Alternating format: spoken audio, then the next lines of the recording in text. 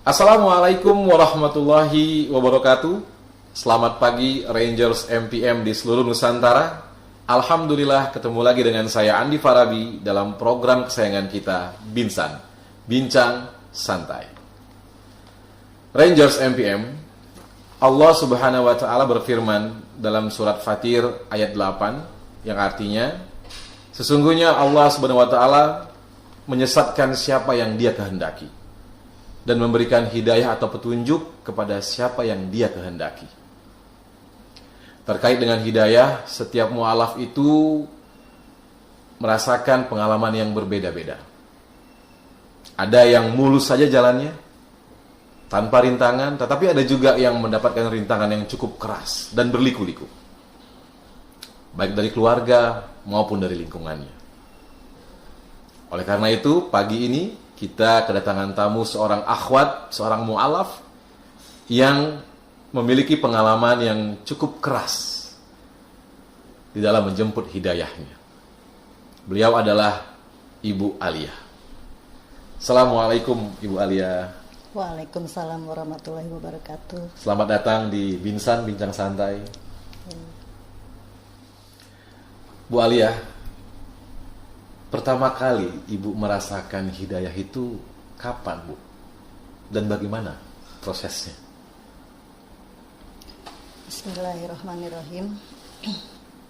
Assalamualaikum warahmatullahi wabarakatuh. Pertama kali saya mendapatkan hidayah itu di tahun 2017. Baik. Ketika itu saya merasa penat dengan beban hidup. Tiba-tiba aja tuh kok saya pengen sholat. Oh gitu. Ya, saya tiba-tiba pengen berhijab gitu. Cuma saya bingung, saya mau sholat tuh sholat apa gitu. Akhirnya saya berusaha untuk kontak kawan yang paham dan kebetulan beragama Islam. Okay. Beliau juga sempat kaget dengan pertanyaan-pertanyaan saya gitu. Dan alhamdulillah beliau respect pada saya. Akhirnya beliau ajarkan semuanya pada saya perlahan. Okay. Jadi dengan tiba-tiba saja Ibu merasakan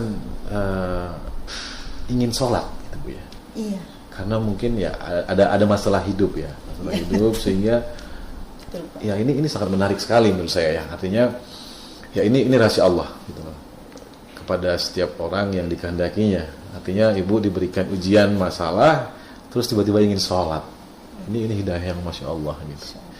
Nah, itu proses dari ingin sholat sampai bersyahadat itu berapa lama? Apakah langsung pada saat itu juga? Tidak, Pak. Kebetulan saya setelah bertanya itu Belajar, proses saya belajar. Saya Oke. belajar. Tapi itu belum bersyahadat ya? Belum bersyahadat. Oke.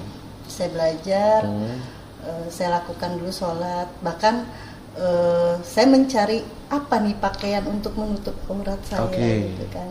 Kebetulan saya punya pasmina, Pak. Pasmina yang wanita itu. Saya nekat, saya coba pakaikan. Itu siapa yang kasih pasminanya, Bu? Kebetulan memang saya Nyimpan koleksi, gitu? koleksi pasmina. Oke. Ya. Padahal belum muslim itu ya? Belum. Okay. Pasmina itu saya pakai cuma untuk penghangat aja ya, Pak. Okay. Kalau ketika pergi gitu. Tapi mungkin Allah yang merencanakan itu semua, akhirnya berguna Ya, di saat jadi pada saya saat membutuhkan. Ibu ingin sholat itu dipakai dan ingin berhijab saat itu Betul, juga. saya ingin berhijab, tapi dengan seadanya, Pak. Artinya saya coba pasmina itu saya kenakan seperti hijab. Hanya saja mungkin pakaian saya saya pakai celana panjang. Okay. Masih ya seadanya saya dengan saya pakai kemeja panjang. Tapi sudah berhijab ya? Iya. Tapi itu belum muslim ya? Belum, saya mencoba itu. Akhirnya Okay. saya bertanya lagi sama kawan saya. Beliau sarankan saya untuk bersyahadat. Okay. Ya alhamdulillah akhirnya saya Di tahun 2017 bersyahadatnya. 2017. Di mana, Bu, kalau saya boleh tahu? Kebetulan saya bersyahadat itu di Semarang. Di Semarang. Ya, Okay. teman yang coba arahkan ke sana. Setelah kebetulan di sana juga dengan ustazah. Prosesnya Bu, dari Ibu merasakan ingin sholat terus bersyahadat itu lama nggak Bu kira-kira prosesnya itu? Berapa lama jarak waktunya? Enggak Pak, kebetulan jaraknya agak dekat karena saya mencoba untuk segera gitu. Segera, Karena ya? teman saya juga bilang ayo segerakan. Masya Allah. Dan jujur saja memang saat itu kondisi keuangan saya pun minim sekali Pak. Sampai akhirnya saya menjual ada satu perabotan rumah tangga lah yang terpaksa saya jual untuk saya bisa sampai ke Semarang dan saya bersyahadat. Oh, bersyahadatnya di Semarang. Kenapa di Semarang Bu? Ya kebetulan teman saja yang arahnya Oh, teman ke yang ada di sana. sana. Oke, baik. Nah Bu, setelah bersyahadat, setelah sah menjadi seorang muslimah, apa yang Ibu rasakan?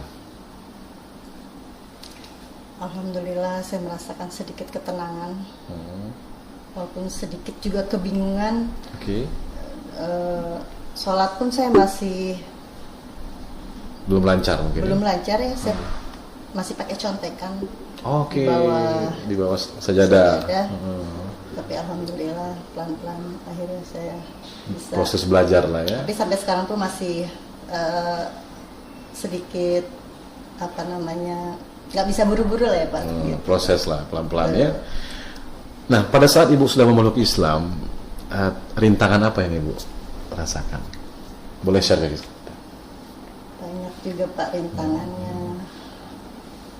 Dari keluarga bagaimana? Kalau keluarga sih tidak ada masalah. Hanya saja godaan dari luar, kawan biasa ngajak nongkrong atau ngajak ya biasa teman-teman Jalan-jalan gitu ya. saya tolak gitu kan. Tapi ya alhamdulillah saya bisa lewati itu semua Pak. Sampai ada pun hinaan gitu ketika saya berhijrah, sok alim, sok suci. Itu bisa dilalui Ibu ya. Alhamdulillah ya. Alhamdulillah Pak. Alhamdulillah. Tapi dari keluarga nggak ada masalah Bu ya. Artinya mereka apapun ya mendukung keluarga ya. Alhamdulillah. Itu ada keluarga yang tidak ada masalah. tidak ada masalah. Bu, saya dengar dari informasi yang saya dapat dari tim, Ibu sekarang lagi proses menghafal Al-Quran. Insya Allah Pak. Nah, sudah berapa juz Bu, kalau boleh tahu? Saya belum sampai juz, insya Allah baru juz amma. Juz amma, alhamdulillah. Tapi ya alhamdulillah ya Ibu seorang mu'alaf tapi langsung memiliki keinginan untuk menghafal Al-Quran. Itu Masya Allah. Ya. Bu, harapan kedepannya seperti apa sih Bu? Sebagai seorang muslimah saat ini, apakah ingin menambah hafalan atau mungkin dakwah mungkin ya? Ya. Untuk hafalan insya Allah akan berlanjut dan saya memang bertekad ingin sekali Oke. hafal. Sambil saya juga belajar lebih dalam lagi. Dan harapan saya adalah semoga saya bisa berdakwah, mengungkapkan kebenaran agama Islam, Masya Allah. dan semoga Allah memudahkan saya dan memberi bimbingan dan petunjuk Amin ya kepada rabbal saya, alamin. terutama kepada para wanita. Saya berharap semua wanita muslim ayo berhijab, mari Oke. berhijab. Kita wajib menutup aurat dan belajar makin memperdalam agama Islam. Masya Allah. Bu, ayo dong beri sedikit inspirasi atau motivasi kepada akhwat di luar sana terkait dengan pengalaman hidup Ibu. Silakan Bu. Baik. Semoga saja apa yang saya ungkapkan ini sangat bermanfaat, terutama untuk para wanita yang memang sudah memeluk agama Islam. Mari kita berhijab, karena berhijab itu penting untuk kita menutup aurat. Karena hidayah itu harus kita jemput. Oke, jadi memotivasi kepada seluruh akhwat Ranger MPM di seluruh Nusantara untuk ayo berhijab, karena hijab itu wajib Baik. dan sangat penting bagi akhwat, menutup aurat sehingga bisa menjaga dari pandangan-pandangan yang kurang baik. Masya Allah Bu, semoga dakwah Ibu diridhoi oleh Allah Subhanahu wa taala. Amin ya rabbal alamin. Baiklah Ibu Alia, terima kasih banyak atas kehadirannya di Bincang Santai. Hari ini sangat menginspirasi sekali. Dan saya yakin seluruh Rangers MPM itu terinspirasi dengan pengalaman hidup Ibu. Sekali lagi terima kasih Bu. Sampai ketemu kembali, semoga Ibu sukses dunia akhirat. Baik Bapak, terima kasih kembali. Semoga bermanfaat. Insya Allah, amin. Rangers MPM, demikianlah Binsan kita kali ini. Insya Allah ketemu lagi minggu depan bersama saya Andi Farabi. Stay tune terus di MPM TV. Assalamualaikum warahmatullahi wabarakatuh.